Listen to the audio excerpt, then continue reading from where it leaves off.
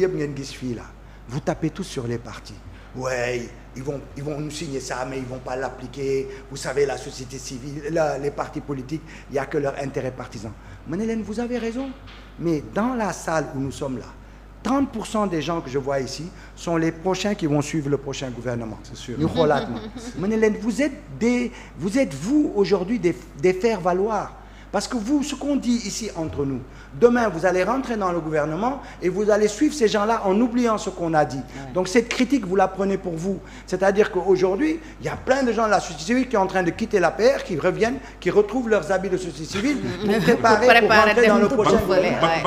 Mais malheureusement c'est la triste réalité. Le peuple n'est pas fou, le peuple voit, le peuple voit. Le problème c'est que dañuy généraliser mais il voit. Il n'est pas faux. Donc foofu la déconnexion amee entre les hommes politiques. Bien sûr. Et les Sénégalais. Parce que les Sénégalais dafa am maanaam seen vision avec l'État et les politiques dafa métamorphosé wu quoi en quelque sorte. C'est ça. Mais jusqu'à présent dirigeants politiques yi ñoom jusqu'à présent comprendre uñ bët bi leen société bi di xoole. Bon je suis désolé que ni président yombaluñu liggéey bi. Parce que ak yi ñu amoon depuis 2000 ba léegi ba mu jëlee fi alternance socialiste jëlee fi Abdoulaye Wade ak yooyu bu ko Macky Sall bàyyi woon kon problème yi yëpp duñu ko am quoi tu vois mais Macky Sall mooy koo xamante ne man moom pour man 2012 rek la gagné honnêtement. non mais bu mu organisé wul. non bëri nga si morom ñu koy xalaat bëri nga. bu mu organisé wul waaw parce que. te 2024 élection bu am enjeu la. non xam nga dafa yàq élection yi sax yàq na ko dafa yàq parce que lan moo tax yàq parce que on avait l'occasion wu am élection yoo xamante ni moom président sortant du ci bokk. nga xamante ni da doon parce que déjà kañ la Macky Sall commencé violer suñuy droit ñun peuple bi. muy depuis l'ouverture des cartes d'identité pour inscription yi en l'espace de 6 mois Macky Sall def ko 1 mois. 1 mois.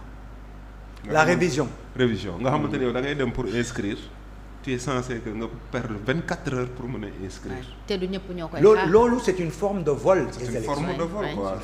Est-ce que day décourager nit yi quoi. Mais tu peux pas le dire ouvertement boo ko waxee ñu ne tu es un fou mais en fait le vol c'est pas le jour des élections c'est tout le process. yaa ngi dégg wax ni de un changer carte d'identité yi changer carte électeur yi fi Ablaye Wade indi woon boobu tamit c'est une forme de vol. te mu parce que Macky Sall bon un président bu taxawee ne la bàyyi naa njuuj njaaj. c'est même pas sérieux quoi. baat boobu kilifa bu ko waxee weesu naa fu may njuuj njaaje mais olof dafa wax ne jikko ak borom pax. tu vois et puis vraiment man damay gis benn genre forme de dictature boo xamante ni ci Macky Sall boo xamante ni c'est irrespectueux pour peuple bi quoi c'est irrespectueux parce que même parrainage yi opposition yi ni ñu accepter conditions yi ñu demee parrainage rek c'est inacceptable parce que mënuloo dem def parrainage te yow amuloo fiche de référence. Exactement. Et puis li ma wax ni c'est de l'injustice que ni pourquoi coalition Diomaye am fichier bi. te yeneen parti yi amuñu ko yeneen leaders yi amuñu ko lu tax loolu. bañ leen ko joxee ñeneen ñi xëy di jëli dañ leen ne arrêté nañu. c'est-à-dire quand ils ont été le prendre ils nous ont expliqué la coalition Diomaye. Le Amadou Ba. responsable de. mandataire tous les jours il était à la DGE. mais gars yi dañu fatigué jox ko dañ ko jox rek mu dem rek wax gars yi dem leen jëli seen bopp. gars yi ñëw rek le ministre ne leen stoppez-moi ça tout de suite stoppez-moi ça. baadu bañ koy joxe ministre bi gars yi stoppé le lendemain Macky Sall bloqué la convocation de l'électorat. Ils l'ont reçu le 2. le 3 on a bloqué l'électorat. c'est ce que wax ji. non xam nga tey. mais c'est extraordinaire. c'est extraordinaire lu xew ci dëkk bi. mais c'est extraordinaire. dafa ëpp entre 2012 ak léegi. Sénégal déjà man dama jàpp ne xam nga dañuy wax Macky Sall c'est le fils spirituel. de Maître ou bien Abdoulaye Wade c'est le père spirituel de comment dirais-je de Macky Sall mais malheureusement dans les faits ça se vérifie pas. donc ak Abdoulaye Wade nga bëgg ko nga bañ ko mooy au moins da doon bàyyi au moins un semblant de démocratie muy dox Sénégal. di nga mën a boo bëggee manifester nga manifester. soo meree nga takk brassard rouge voilà quoi soo kontaanul mën nga wane ni kontaanoo ba bi muy def le car bloquant et tout mais les manifestations étaient devant autorisées l'Assemblée étaient autorisées dafa def non dañu def sax mieux que autorisé dañu def fii kaawu oui kaawu non ñu ku nekk taxaw devant l'Assemblée nationale loolu du luñ ma nettali donc léegi ñu gis ne ni ñi ànd ak moom taxawee nii ñi àndul ak moom taxawee nii toutes les manifestations étaient autorisées nu mu tuddati perturbation bi fa amoon sax Farba Senghor moo ko fi indoon parce que moo jóge woon ginnaaw assemblée noonu c'est ça këram ak assemblée ñoo taxaloo woon ànd ak ay gàngam créé fa situation donc je vois je me rappelle très bien Mame Mbaye Niang mi ngi taxawoon ci mais ba police bi ñëwee ni mu dawee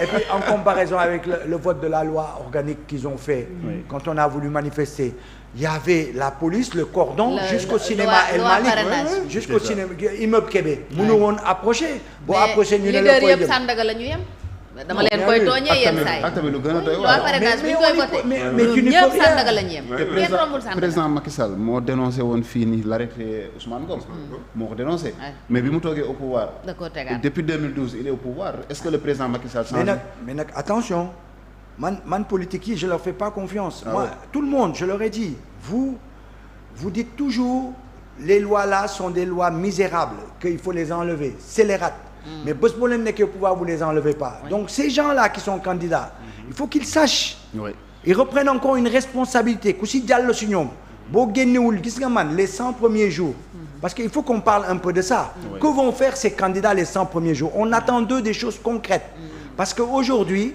boo bëggee remettre un peu à l'endroit notre démocratie boo nee par exemple à l'Assemblée nationale j'enlève mes prérogatives pour plus de prérogatives au Premier ministre. Voilà, aux députés, etc., aux législatifs. Man, en tant qu'exécutif, je les enlève pour vous. Tu n'as pas besoin d'avoir la majorité. Même les gens de Benno Bokk Yakaar actuels voteront ça pour toi. Donc, on n'a pas besoin d'attendre septembre pour avoir une majorité. Donc, moi, j'attends dans les 100 premiers jours des actes concrets sur aujourd'hui diminuer les prérogatives du président de la République. De façon concrète, des lois scélérates comme ça, j'attends de façon concrète des choses. C'est-à-dire que si dans les 100 premiers jours, nous ne voyons pas ça, c'est qu'on ne va pas dans la bonne direction. C'est sûr, c'est sûr. On ne va pas dans la bonne direction. Kon Sénégalais yi ki ñuy fal dañ koy natt ci téeméeri fan yi njëkk. Absolument. Parce que notre démocratie, parce que bu ma nee député yi, je vous donne plus de droits.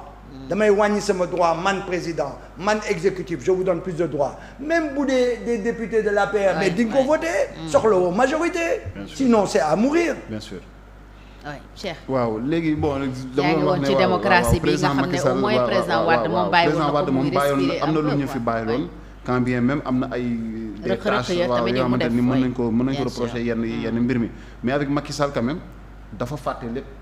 mel ni mosul jàngee ci classe su Abdoulaye Wade lépp li Abdoulaye bàyyoon fii mu doon ay acquis démocratique président Macky Sall daf ko delloo ginnaaw président Macky Sall moo ñu tàmmal ne même les partis politiques n'ont plus le droit n'est-ce pas de se réunir au niveau de leur siège déjà ça on a vécu ça plusieurs fois on a pris un opposant politique bi nga xamante ni tëj nañ ko këram pendant 55 jours ba ñu laajee le ministre de la justice sur quelle base nee na vraiment ay raisons de défense et de sécurité il y a aucune décision de justice ñun duñu ay juge duñu avocat mais xam nañ ne au moins nit balaa nga koy mën a assigner à domicile il faut au moins une décision de justice loolu c'est le bon sens on dit que le droit c'est le bon sens droit soxla woo voilà jeexal téere yi lu bon sens maye la plupart du temps day ànd ak droit exactement le bon sens est la chose au monde la mieux partagée mais malheureusement gis nañ fi loolu gis nañ fi président Macky Sall nit ne man dama mer tàkkooruma damay takk brassard rouge mu ne Sénégalais yi bu ngeen takkee brassard rouge man du ma leen gis c'est le président Macky Sall qui nous l'a dit président Macky Sall moo fi dem dans le nord du Sénégal ay nervi bon man nervi laa leen di wooye parce que en tout cas ils font pas partie des forces de l'ordre ñu jàppale population di leen martyriser si cortège du président Macky Sall loolu on a vécu ça ici donc mu doon li nga xamante ni man ak le président Macky Sall vraiment dama jàpp ne ñun suñu démocratie dafa sooxe comme li nga wax rek puso bi réer na si loxoom mais il est grand temps tamit ñu retrouver ko ba nga xamante ne ñun Sénégal et puis comme ni ko monsieur Bengelloune waxee le prochain président il a du pain sur la planche quoi il n'a pas le temps de se reposer quoi même s'il vient pour faire 5 ans il n'a qu'à venir pour faire 5 ans mais na liggéey ba nga xamante ni Sénégalais yi li leen naqari dina changer aspiration yi nga xam ne peuple sénégalais bi am na ko mu mën sa gis boppam pour terminer avec la société civile moi je trouve désolant parfois société civile moom amul kenn ku koy défendre malheureusement nit ñi dañuy les politiciens président Macky Sall moo fi doon défendre société civile avant muy doon président ba mu doonee président moom mooy ne société civile encagoulée moo fi nekk politiciens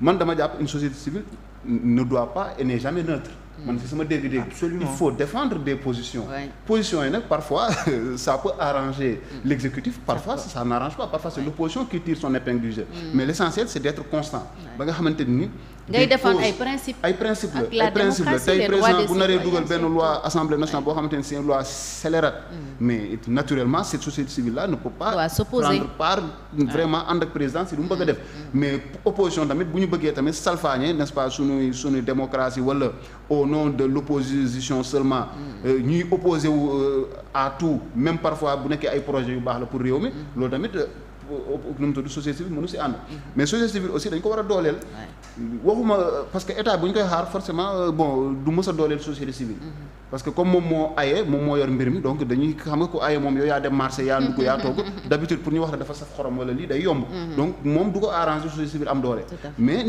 ça doit être un acte citoyen te ñoom peut-être dama leen di xaar foofu noonu ñu gën a sensibiliser les Sénégalais moi je me dis peut-être cette belle initiative bi nga xam ne ñoom am nañ ko par rapport à la remontée d'informations xam nga si résultats et cetera dafa doon loo xamante ne man dama jàpp ne peut-être dafa yéex voilà dafa yéex a éclore peut-être bu teeloon a génn je suis sûr que adhésion bi non mais là il faut remercier Bakar c'est vraiment quelqu'un il a son logiciel. Il l'a breveté et tout depuis 10 ans. Il travaille à l'étranger avec. Il est venu nous le mettre à notre disposition.